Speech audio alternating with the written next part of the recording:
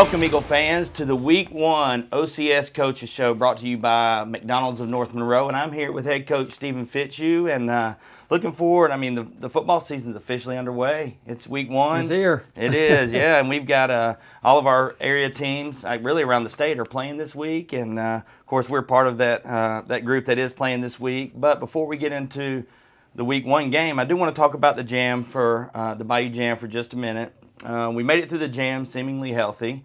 Everybody looked good. I didn't see any major injuries. But during the matchup, there were a few blips here and there. But overall, we seemed to execute really well. Are you happy with your team's performance at the Bayou Jamb? We improved. That was our goal. We talked on the show last week that we've got to improve on blocking and tackling, and I think we took a big step from the scrimmage to the Jamboree.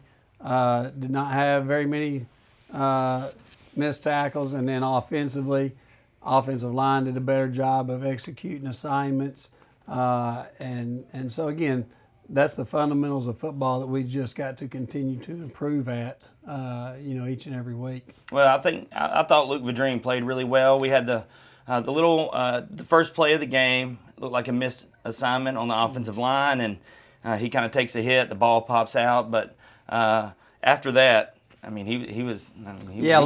Luke played a great game. I believe he was 8 of 9 passing and just connected well. And again, with the exception of that first play, offensive line ended up, communicating. It was, good opportunity for them.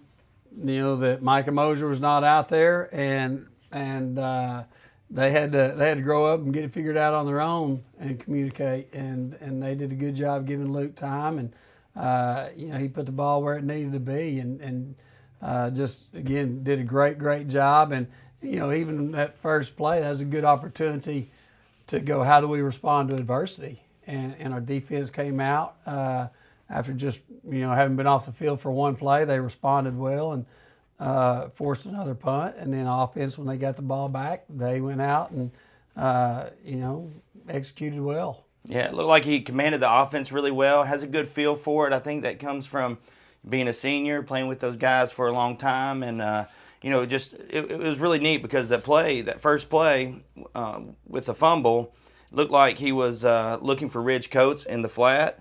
Later on in the game, he found him there, and Ridge scores a touchdown. So he had a good command of the offense. It was really neat to see.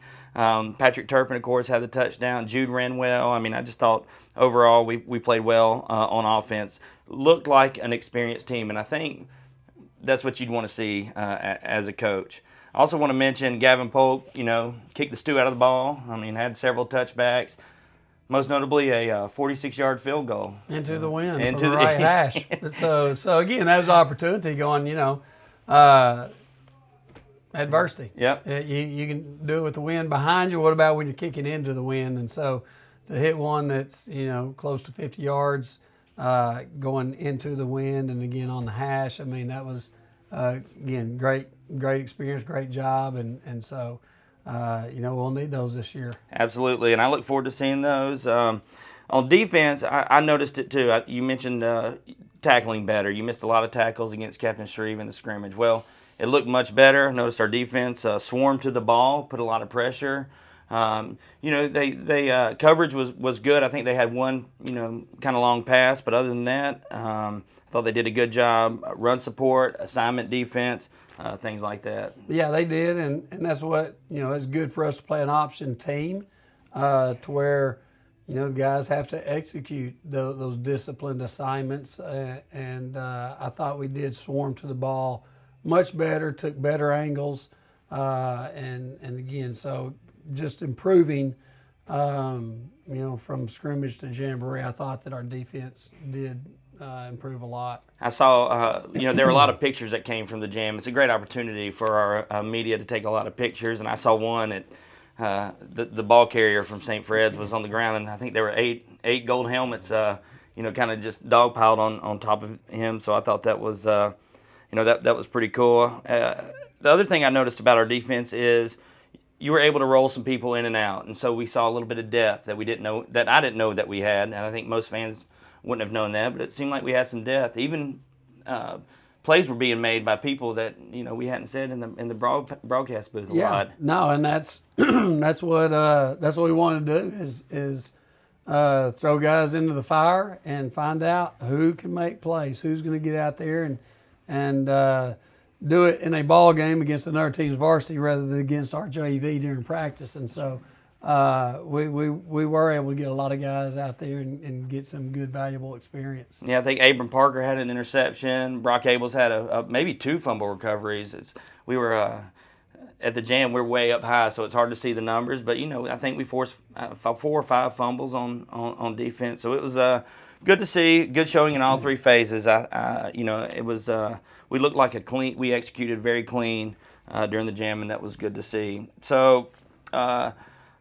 Now that's over. You guys got the film that you wanted to get. You saw what you wanted to see from your team. And now we go into week 1 of the 2025 season. On Friday night, we'll host the Caldwell Spartans here at Eagle Stadium, Fitzhugh Field. Last year we played them to kick the season off and had a shutout, 42-0 shutout. I was a little surprised at that lopsided victory. But then Caldwell goes on 1-9 on the season, so tough season for the Spartans. So you've looked at the footage. You went to the their jamboree. What have you seen from Caldwell this year? Is there any difference? Well, they got a lot of weapons back on offense. I mean, they just like we return a lot of guys at the back and receiver position. They do as well. Seniors that they have back: quarterback Joe Sutherland, running back QJ Donald. Got two senior receivers, Kyron Williams and Reed Meredith, that again, they have a senior group of experience as well. I think that their offensive scheme, they're executing a lot better this year, just having had the system for a couple of years now. Excuse me, they run a fast tempo offense. Watching in the Jamboree, I was glad we went to the Jamboree and scouted in person, because on film, it's cut every single play. But they're gonna, as soon as the play's over, they're getting the balls to the referee and snapping it about 15 seconds later. And so, a lot of the Art Brawl stuff, a fast tempo, and try to catch the defense off guard and lull them to sleep, hit a big play. And so, good size again on their offensive line. So, again, they're executing real well offensively. Defensively, they got several guys back as well, led by, I'd say, a couple of their senior defensive linemen, Jaden Bennett, Kate Sweat, and then a couple of junior linebackers that are getting plays done with Andrew Moy and Bo Flores. And so, they run to the ball well. That's the thing that you see, capping everything in the secondary and letting their guys run the football. And so, I think they got a much better team than what they had last year. Yeah, I would think so as well. All right, Coach. So from a mental standpoint, a preparation standpoint, Bayou Jamb shutout, 31-0, I think it was, and then now we come into a game where we shut out an opponent last year. What are you guys doing to help prepare your team, keep them focused? What are some points of emphasis that you guys have for this week? Just emphasize, we ain't even talked about last year, because that's so far in the past, and that Jamboree is a Jamboree. It doesn't count for anything. I mean, right. This is a real game, and last year I believe it was 14-0 against Caldwell late in the first half, and I think we scored maybe right before halftime, make it 21-0. But it was a tight ball game, and so again, just it's going to come down to the disciplines of the game. Everybody doing what they're supposed to do. Of course, playing Coach Ed is there, and he was part of our program, and he understands our offense, defense, and knows us as well as anybody, and so he's going to be able to communicate to his kids, knowing how we run things offensively, defensively, and stuff like that. And so, again, it just comes down to the blocking, tackling, taking care of the football, which team makes the fewest, mental mistakes that, end up showing up. All right, well, Coach, we don't have a lot to go over because we haven't accumulated any stats. So this week will be kind of a shortened coaches show. We got to go over the Jamb. Look forward to week 1 against the Caldwell Spartans. I do want to encourage everybody to come out and watch the Spartans on Friday night at 7 o'clock here at Eagle Stadium and Fitzhugh Field. And also we'll be on the live stream. We're on Power 92.7, also on the Mix LR app. Again, I want to thank McDonald's for sponsoring this. And we're going to take a short break. When we come back, though, we're going to have our senior spotlight. We'll kick that off this year. We've got 11 seniors that we're gonna spend some time with, and you'll get to know them better. And hopefully it's going to be a great season, Coach. Good luck to you. And hey, let's go Eagles. Thank you. 84 weeks ago, with precisely 2 likes at the Rio Sarah Pascal, posted at McDonald's. Stop pretending like you don't see our snack wrap comments. It hurts. You thought they didn't see your comments? Petitions and posts? The DMs for 9 straight years? Those comments are the reason this exists. Snack wrap is back. Welcome back, Eagle fans, to the weekly OCS Coaches Show.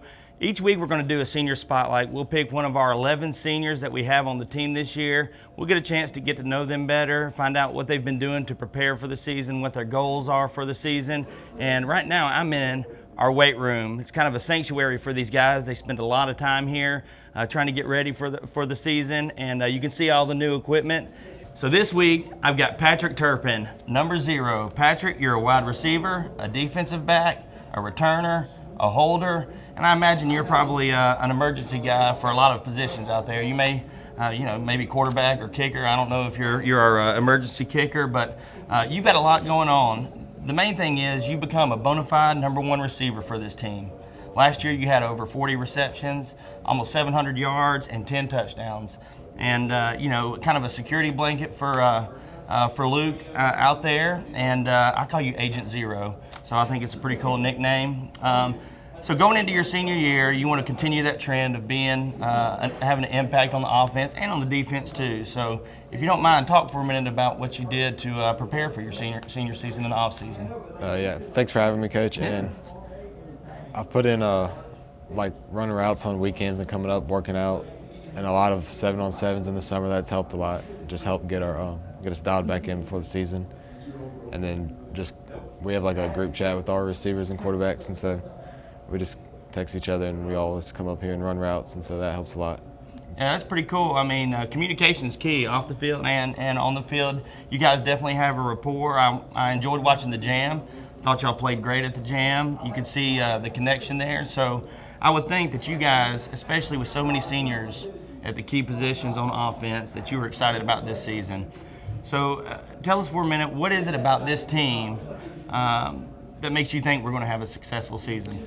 Well, yeah, like we said, we got a lot of seniors at the skill positions, and so that helps a lot because we can adjust to anything that we need to on the field, and it gives us a big advantage. All right, so I want to kind of just go back for a couple years. Your sophomore year, make it to the state semifinals. Tough loss. Mm-hmm. Last year, we make it to the state finals. Another tough loss. So if you just kind of follow that trajectory, the natural and obvious next step is to come home with the trophy. What's it going to take? Yeah, that's the plan. I think we have all the stuff, all the tools we need to do that, and we just got to get it done this year. Yeah, I mean, I think y'all got the pieces to do it. Kind of hope you guys stay healthy at all the positions. You do have some young guys that are coming along, and I think your leadership, the leadership of this senior team, is going to help a lot with that. So here we are. We're in week 1. We face Caldwell, the Spartans from Caldwell. We played them last year. It was the first time that I know of that we've played them. We won 42-0. Hope we do something similar this year. But without getting into the details of the game, it's your first Friday night of your senior year under the lights. Yep. What do you look forward to more than anything on Fridays? I'm just excited just to be out there with my guys and have fun. And I think it'll be a great time. just playing. Yeah, absolutely. And you guys had a chance to do meet the Eagles last week, and you know, if you've been up here throughout the week, you've seen all the you know, the junior high games and all those things. And so, what's it like getting a chance to meet some of the younger players? I mean, do you ever think about that? Some of these guys that are coming up. Yeah, I know they look up to us. It's pretty cool to be like a leader to them, and I'm just ready for football to be back. It's exciting. Yeah, absolutely. I'm excited too. You can probably tell I love broadcasting your games, love watching you guys play. So the last thing that I want to ask you about is, of course, during football season, everybody's focused on football. It's kind of the you know, the headliner for athletics at most schools, OCS being one of them. And you know, you guys, you go through the season, but you don't graduate until May. Okay, so I got two questions, a two-part question. The first one is, what else do you do here at school besides play football, and what are your plans for next year? Well, I play basketball, baseball, and I run track. Next year, I'm not certain. I might be going to Louisiana Tech, and I probably won't play football in college. But yeah, I'm not quite certain what I'm going to major in yet. But yeah, you don't know your direction. Maybe something in business, but I'm not positive yet. So. Okay, well, I know I wish you all the best. I know our Eagle fans wish you all the best, not just down the road in the future, but also starting Friday night and for your season, for your senior season. It's going to be a great year. Look forward to watching you guys. Again, I want to thank you for taking your time. You came up here early in the morning just to take part in this interview, for first one for our senior spotlight. So what we're going to do is we're going to start with the numbers, and your number's 0. So I didn't know if I was going to put you at the end or at the beginning. So we got to start off with you, Agent 0. So again, Friday night we'll take on Caldwell Spartans here at Fitzhugh Field, 7 o'clock. It's going to kick off the 2025 season for our OCS Eagles.